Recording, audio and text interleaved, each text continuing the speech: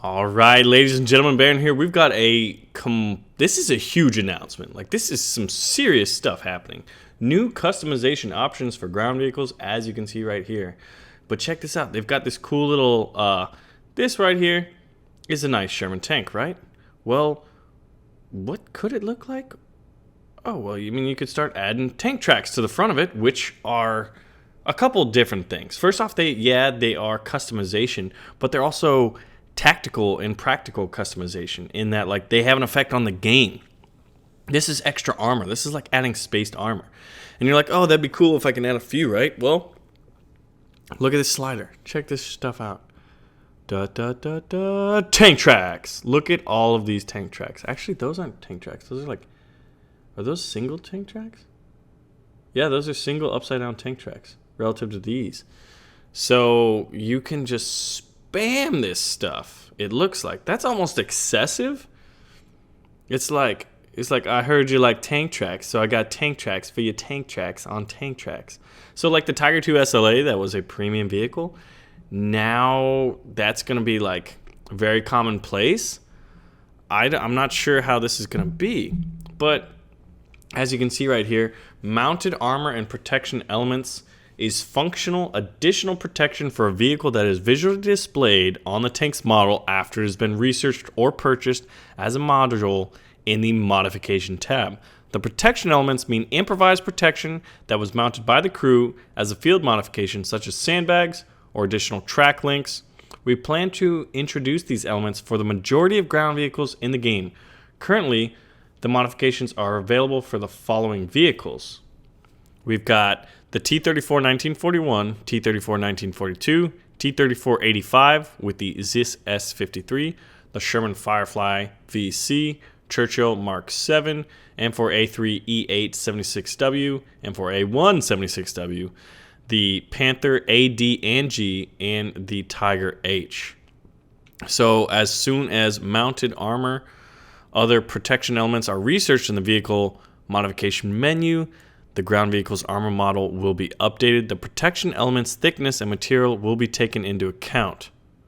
Every vehicle has only one variant of the additional mounted protection. Furthermore, you have like some fun customization. Like you can add, if you look at this screenshot, like there's helmets and gas masks. There's a freaking like life preserver vest you can throw on there. You've got roundels and insignias. Here you can see the different foliage you can do that can add camouflage. This one's called a mouse ear, interestingly enough. And here are some German tanks with tracks placed all over their sides. Then there's the customization, like it looks like helmets or jerry cans and gas tanks and stuff like that. And now bushes. I'm not really sure how that's gonna be.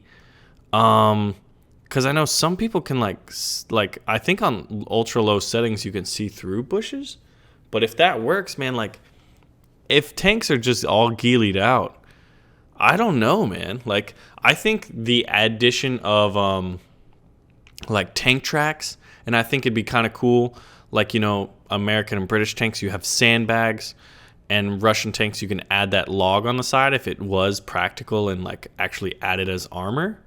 Right? But I don't know about the bushes, man, because that might encourage a lot more camping because everyone's feeling like they're all ghillied up and they're like a sniper. So I don't know how I feel about the bushes and like the ones like that Sherman with all the tank tracks on it and like the Panther with all the tank tracks. That's like basically like the Tiger 2 SLA.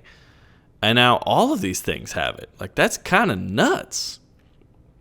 It's like a lot of customization, man, but it's almost overkill. It's not like you get 4 tank tracks and you're going to put them, like, you know, the Tiger E and the Tiger H, like how you can basically, like the tank track on the lower glacis, tank track on the lower glacis is pretty key and very strategically located. But my God, some of these tank tracks, when they're just like all over the place, like if they get shot and knocked off, are you going to have to purchase them to replace them? How is this going to work? Are you yourself going to be able to place them in sections, or are they auto default, like you can only put them in certain areas?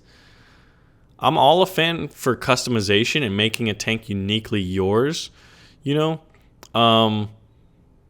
But like there was all the pictures and stickers and stuff, but they've kind of taken that away, more or less, right? Like you can't just like you color your tank by extending the size of the sticker.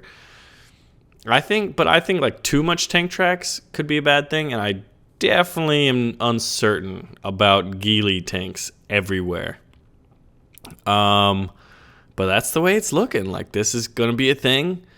I mean, it's still kind of too early to tell, but so, ladies and gentlemen, look right here again. This is what tanks look like in War Thunder now, and this is what they're about to look like in War Thunder. So that's kind of a scary thought for me.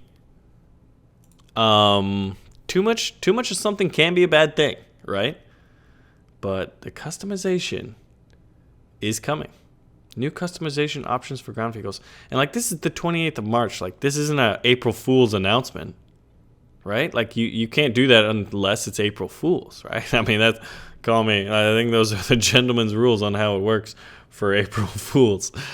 But yeah, man, like, you know, some things would be cool. And like, see the bushes, that's just maybe camouflage netting. That would be so much better. Camouflage netting, right?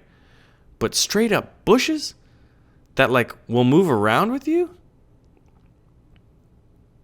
Yo, this guy should shave, because like this stuff can get scary, man. If everyone's ghillied up and hiding, you know, like I'm gonna ambush people, and then everyone's thinking that, then there's gonna be no dynamic gameplay.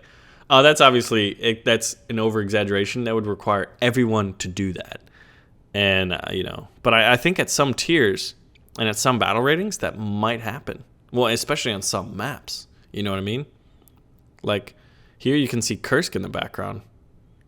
And, I mean, there's a lot of bushes on a big open map. And that's already pretty slower paced, sniping from distance. Now, if you're ghillied up, you're going to want to snipe from distance all the more. So, once again, how tanks look like now. And the future. But see, I like this right in the middle. See that? Right there? I like that. I could live with that. I could work with that. But I don't think there's... Were there any tanks in World War II running around with just the tank tracks just all over the place? Makes you wonder, man. I mean, they could have been. But it's kind of like having T-44 100s, you know, like, oh yeah, like one or two different versions of these were made, and then they're all over the place. It's like, you know, I mean, it's going to be curious to see how it plays out. What do you guys think, right? I'm thinking some of this, I think it's good in moderation. I think this is a very cool idea. But when it looks like, tank tracks everywhere. Ugh. I mean, heat rounds aren't used a lot, but they're going to be used a little less. So anyway, ladies and gentlemen, that is pretty groundbreaking stuff. Pretty new, pretty important. We all got to be aware of what's going to happen. This was on the dev blog on March 28th. This is not April Fool's, mind you. And I'm very excited to see what War Thunder does for April Fool's, because they've killed it the last 3 years. So anyway, let me know your thoughts.